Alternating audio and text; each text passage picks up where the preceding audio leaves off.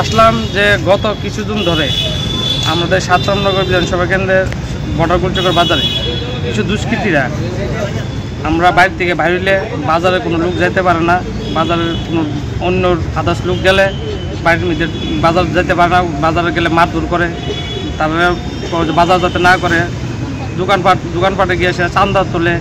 আমরা বাড়ি থেকে বাইরে সন্ধ্যার পরে 7টার সময় তো বাইরে ঢুকে যে রাস্তা দাঁড়িয়ে না, তারা মানে অন্য খারাপ কাজ করার লিগা মানুষের সন্ধ্যার সময় বাইরে ঘরে পাঠিয়ে দেয়।